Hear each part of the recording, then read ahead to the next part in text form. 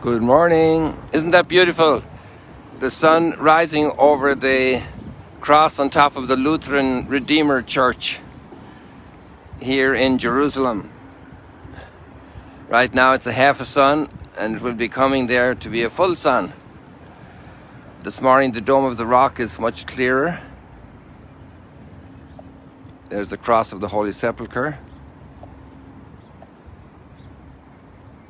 Come on, Dome of the Rock, where are you? Oh, there we are. So over on the left. But let's stay here with the sun. Let's do a complete sunrise on the Lutheran Church this morning.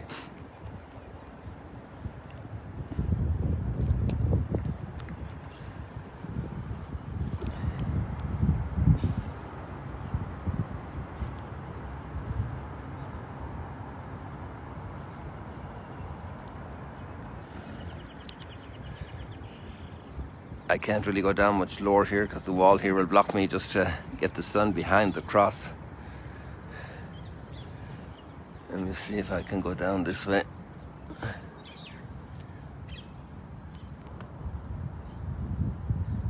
There's the wall. Maybe we can get it through this little gap here. Yeah!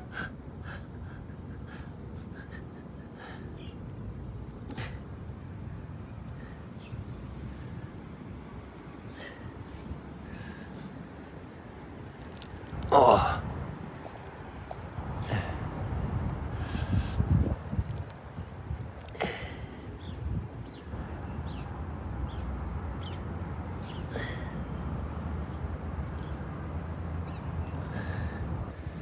There's a cable there. Well, now it's almost complete.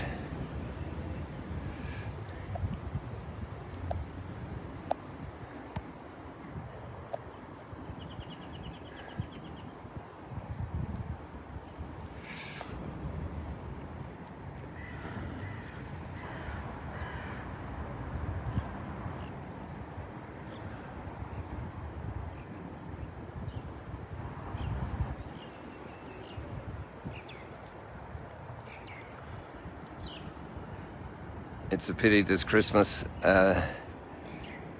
we don't have our Christmas decorations outside because of a participation in the sorrow of all the people suffering, all the loss of life here, all of the violence. I just swing over there in a moment, but we almost got a complete sunrise now.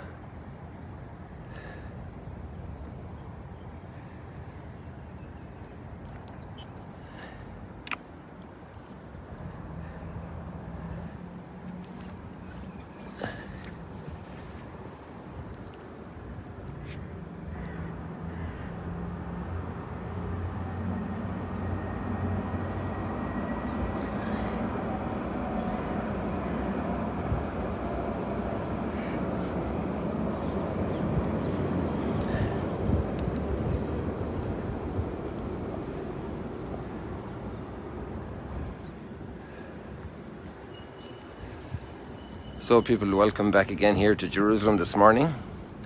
And as I was mentioning that normally we'd have the Christmas tree here, it would be already up and celebrated.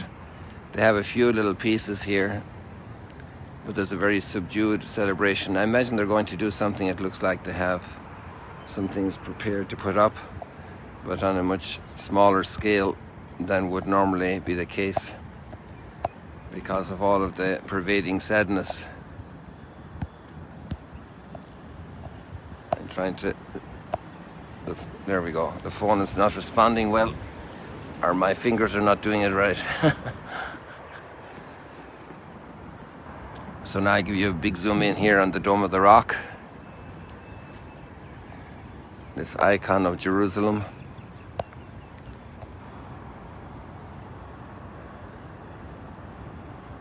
And the Jewish cemetery forms the background there, that grey background.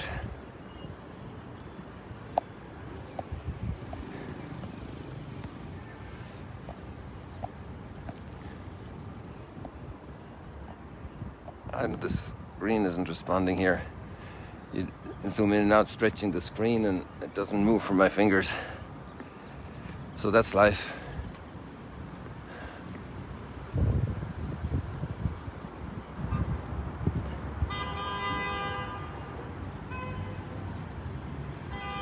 So God willing, we're heading back to Galilee this morning, and your sunrise tomorrow will hopefully be from Magdala.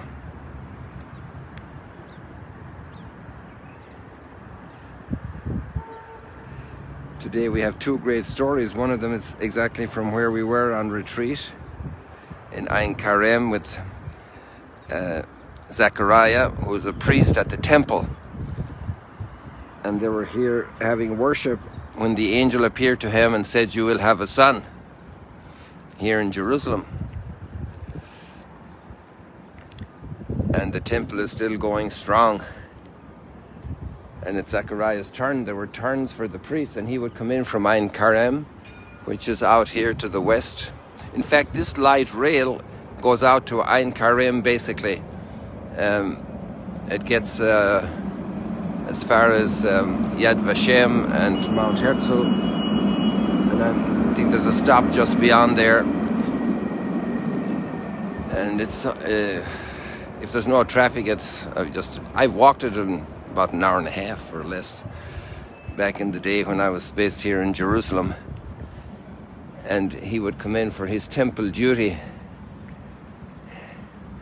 But we have a case before that, over 1,000 years before that, maybe 1,100 years before that, and that's today our first reading. In Judges chapter 13, there's a certain man from Zorah of the clan of the Danites.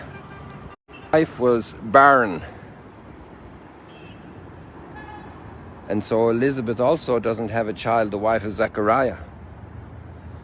And these two readings are paired up today, obviously because of the deep connections between the Old and New Testaments. The New Testament is a flowering of the Old Testament. The people who wrote the New Testament are steeped in all the texts of the Old Testament.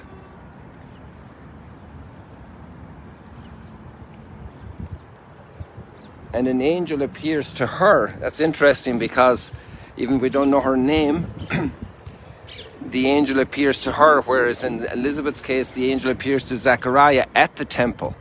Luke has a lot of very temple-centered stories, and and they're wonderful. Also, the texts of praise, worship texts of the praise that Zechariah will pray after John the Baptist is born, and then the Magnificat that Mary prays when she visits Elizabeth in Ein Karem.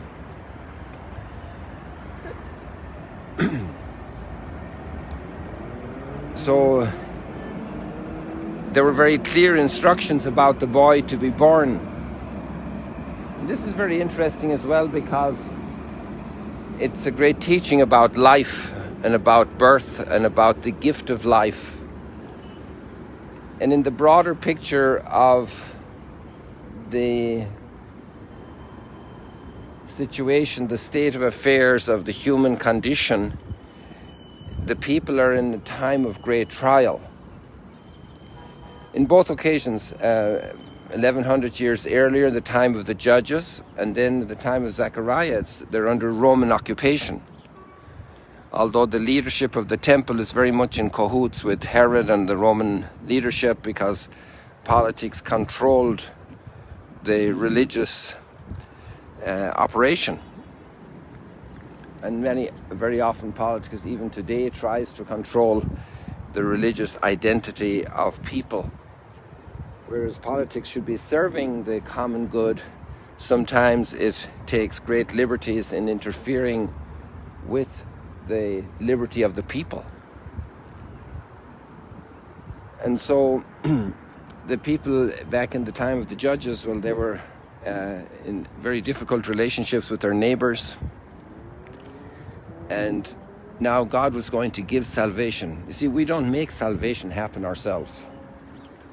And that's the big teaching, that God gives salvation. And he gives salvation where we least expect it, and where people would have written off the case of Manoah and his barren wife. There's no way they're going to have a child. There's no way Zechariah and Elizabeth can have a child. So we turn to God for salvation. This is also the big point of all of this. And each of these children then have a mission. And the angel tells Manoah, the boy is to be consecrated to God from the womb, and he will begin the deliverance of Israel from the power of the Philistines. And the child is going to be called Samson.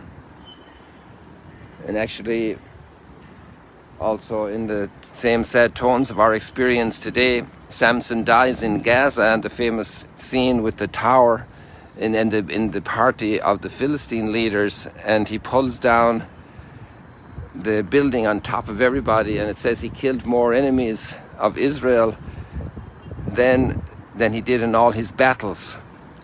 So we see the sad condition of humanity, of our inability as human beings to live together on this planet.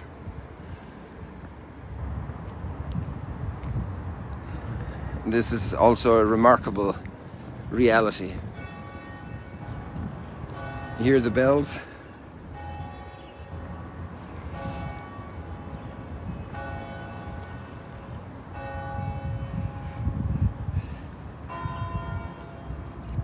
And then the Psalm 71 is celebrating that salvation. My mouth shall be filled with your praise, and I will sing your glory.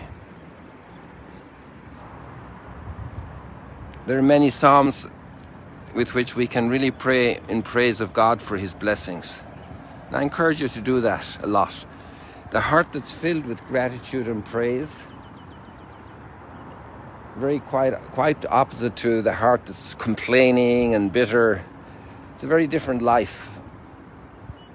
And the Psalms lead us, they coach us, they teach us to pray, you know. And this psalm goes on, be my rock of refuge, a stronghold to give me safety. For you are my rock and my fortress. O my God, rest